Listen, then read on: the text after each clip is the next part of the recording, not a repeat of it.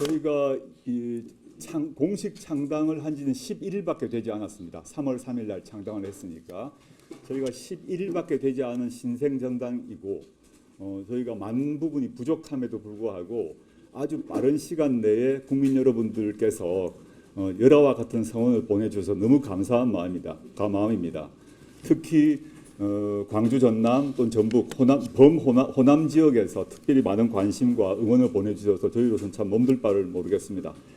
그 이유가 무엇일까에 대한 질문을 하셨던 것 같은데 저는 그렇게 생각합니다. 지난 윤석열 정권 출범 2년 동안 윤석열 정권의 그 무능, 무도함, 무책임함 등 때문에 많은 시민들이 마음속 깊이 분노와 실망과 울분이 쌓였다고 생각합니다. 그리고 그 많은 시민들이 앞으로 우리가 사랑하는 조국 대한민국이 어떻게 될 건지에 대해서 많은 걱정을 하시고 계셨다고 생각합니다. 이런 상황이 쭉 2년간 계속되어 왔는데 기존 정치권에서 그 문제를 정면으로 또 강력하게 단호하게 제기하는 경우가 좀 많지 않았던 것 같습니다. 물론 민주당이 범민주 진보 진영의 맏형으로 존재하긴 합니다만은 여러 가지 이유로 민주당에서도 좀 조심했던 부분이 있었다고 보입니다.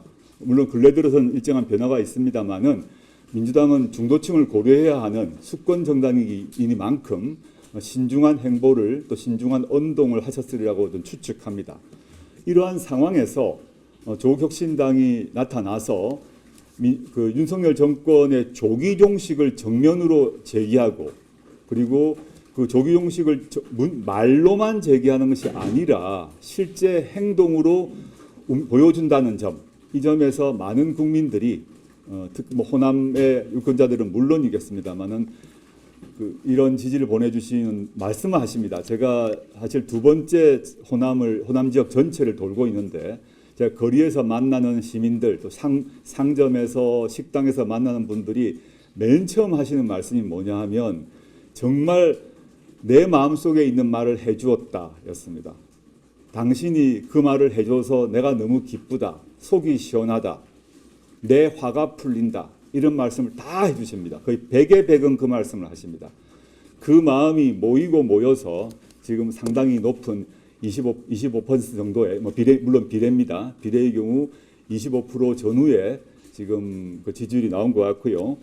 그런데 그렇다고 해서 이 지지율이라는 게 항상 등락을 하기 마련이기 때문에 저와 조국혁신당은 자만하지 않고 또 오만하지 않고 또 여기서 신이 나서 머리 쳐들지 않고 더 낮은 자세로 더 겸손한 자세로 시민들과 만나고 시민들의 목소리를 듣고 경청하면서 이 행군을 진행할 생각이고요. 그리고 그 국민들의 마음이 뭐냐 하면 보다 더 확실하게 싸워봐라.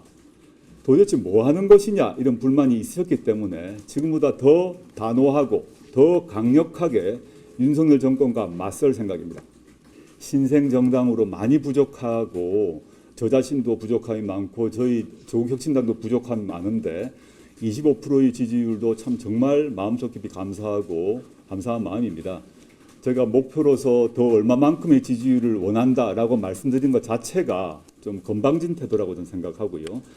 제가 호남 유권자 분들께 부탁하고 싶은 것은 저희가 제시하고 있는 비전과 정책과 가치를 보시면서 저희에게 한번 힘을 실어 주시라. 그게 지지율 몇 퍼센트 숫자의 문제가 아니라 마음을 한 조각을 내어주시라라는 부탁 말씀드리겠습니다. 그 마음을 조금 내어주시면 제가 그 마음에 갚하도록 혼신의 힘을 다해 보겠습니다. 제가 제 전공으로 따지자면 사실은 법사위 쪽일 것 같습니다. 그런데 그게 또 한편으로는 제가 당대표직을 유지하고 있기 때문에 저희 영입인재 그리고 비례지원 인재 중에서 그 율사들이 또 많이 있습니다. 그래서 제가 꼭 법사위를 고집해야 될지 그 문제는 나중에 의원분들이 확정되고 나면 논의를 통해서 제가 결정해야 되지 않을까 생각을 하고 있습니다. 당대표로서 당 전체를 또 지휘해야 되는 역할도 있기 때문에 그걸 고려해서 판단하도록 하겠습니다. 제가 창당 선언을 부산민주공원에 했을 그 순간부터 지금까지 일관되게 합당을 하지 않을 것이라고 공언해 왔습니다. 그걸 많은 분들이 오해를 하시고 뭐 그게 합당을 할 것이라고 얘기하는 분석 기사도 있고 하는데 왜 저 말을 잘 안 듣는지 잘 모르겠어요. 제가 수도 없이 반복해왔다. 이유가 있습니다. 그건 두 가지 이유가 있는데요. 첫째는 조국 혁신당의 강령이 비전과 정책과 가치가 민주당보다 진보적이고 개혁적인 부분이 있습니다. 그건 저희 홈페이지에 들어가셔서 저희 강령을 보시면 되는데, 물론 민주당과 함께 범민주 진보 진영의 그 영역 안에 들어있는 같은 우군이고 형제당인데 같은 부분이 많죠. 그런데 다른 보다 더 진보적이고 개혁적인 부분이 있습니다. 예를 들자면 몇 가지 예를 들 수 있을 것인데, 많이 아는 검찰개혁 분야를 얘기를 해보면 민주당은 수사 기소 분리를 얘기합니다. 그것이 당론이었습니다. 사실 그 민주당이 초기에는 수사 기소의 분리를 당론으로 채택하지 못했다가 철험의 소속 의원들이 강력히 주장을 끝까지 해서 그게 당론이 되었습니다. 그런데 조국 혁신당은 수사 기소 분리 외에 이미 미국에서 오랫동안 실천하고 실험해온 검사장 직선제를 강령으로 넣었습니다. 그게 뭐냐 하면 광주지검장을 광주시장 뽑을 때 직선으로 뽑는 것입니다. 지검장 아닌 부장검사, 검사 등은 시험을 통해서 선출하지만 그 광주 지역의 수사와 지휘를 지휘하는 검사장은 직선이 돼야 된다는 것입니다. 왜냐? 검사라는 권력은 막강한 권력입니다. 막강한데 선출되지 않은 권력입니다. 그런 권력은 반드시 국민적 통제를 받아야 합니다. 선거를 통해서 해야 되고요. 그게 미국에서 이미 실시를 하고 있고, 그걸 통해서 무슨 부작용이 났다는 얘기를 미국의 검사장 직선제를 통해서 미국에서 분란이 났다, 파퓰리즘이다 들어본 적이 없습니다.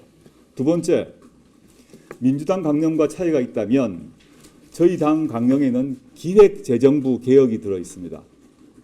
제가 아는 바로 현재 넓은 의미에서 민주진보 진영의 정당 중에서 기획재정부 개혁을 넣은 곳은 없는 것으로 알고 있습니다. 기재부 역시 막강한 권력을 갖고 있습니다. 우리나라의 국간을 지키고 있고 예산에 대한 권한을 갖습니다. 그런데 그 예산은 어디서 나오느냐? 우리가 내는 세금에서 나옵니다. 직접세, 간접세, 부가가치세, 우리가 돈을 내면 그 모든 돈이 국고에 모이고 그 돈을 결정하는 것이 기재부인데, 예산 편성권을 기재부가 딱 틀어주고 있습니다. 그래서 어떤 일이 발생했느냐? 지난 대선 직전에 코로나 팬데믹 때문에 전국의 소상공인들이 힘들었습니다.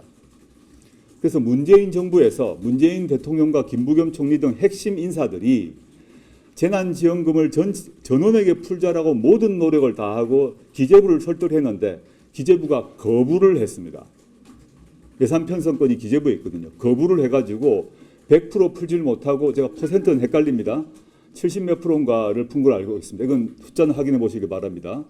그랬는데 대선이 끝나고 윤석열 후보가 당선되자마자 그 문재인 대통령이 전액을 풀자고 했을 때 기재부는 뭐라고 그랬냐면, 전액을 풀게 되면 우리나라가 재정 적자가 심각해져 가지고 나라가 망하니 안 망하니 했는 그 기재부가 윤석열 후보가 딱 대통령으로 당선되고 얼마 안 돼서 100%를 다 줬어요.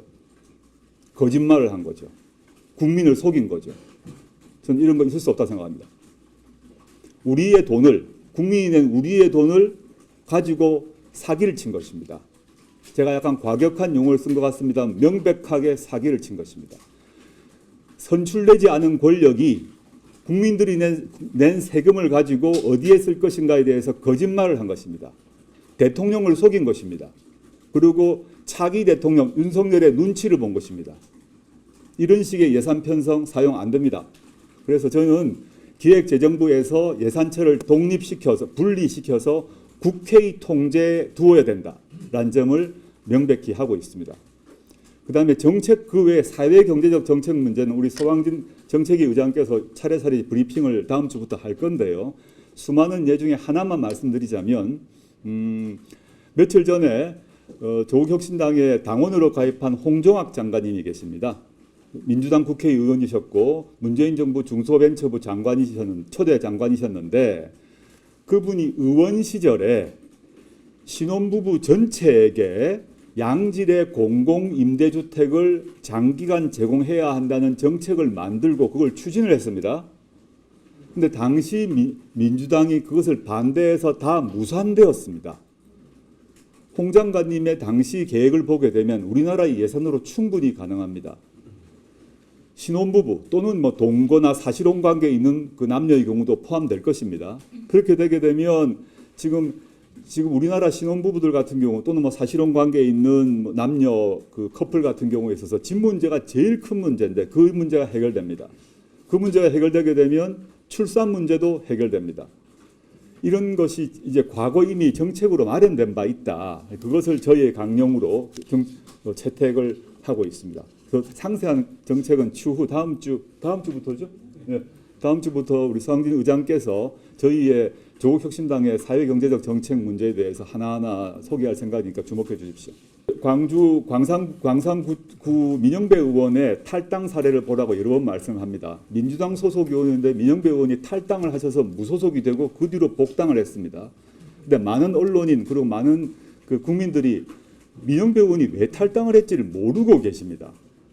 현행 국회법상 안건조정위원회가 있는데 안건조정위원회에서 훌륭한 좋은 법안, 진보적이고 개혁적인 법안을 통과하려면 반드시 민주당 외에 민주당이 아닌 정치 세력의 자리가 최소 하나가 있어야 합니다.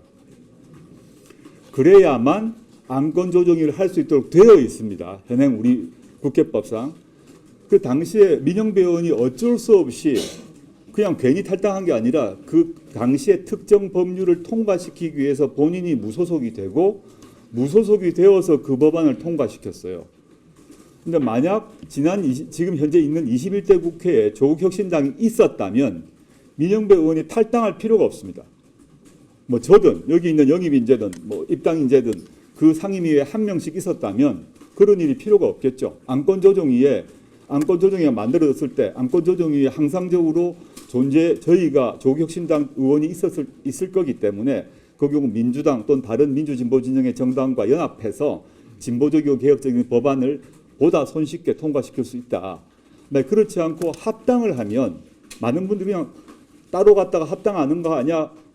그게 법안 통과에는 훨씬 좋지 않습니다. 이거를 마저 알려주시면 좋겠다. 민주당에게도 좋은 일이고 공통의 법안, 특히 진보적이고 개혁적인 내용을 갖는 공통의 법안 경우 반드시 안건조정위 안에 민주당이 아닌 그렇지만 진보적이고 개혁적인 정치인, 국회의원이 한 명이 있어야 된다. 그 점 분명히 밝히고 싶습니다. 대통령이 벌이고 있는 전국을 돌면서 벌이고 있는 민생 토론은 전형적인 선거운동이라고 생각합니다. 만약에 문재인 대통령 그 이전 노무현 대통령이 이런 식의 선거 직전에 민생 토론에 한 것을 들어본 적이 없습니다. 당시 시급한 사안이 있을 경우 뭐 정책 토론을 합니다만은 전국을 돌면서 민생 토론이라는 형식으로 선거 운동을 하고 있고 노무현 대통령이 또는 문재인 대통령이 이 정도의 선거 운동을 했다면 아마 탄핵되었을 것입니다.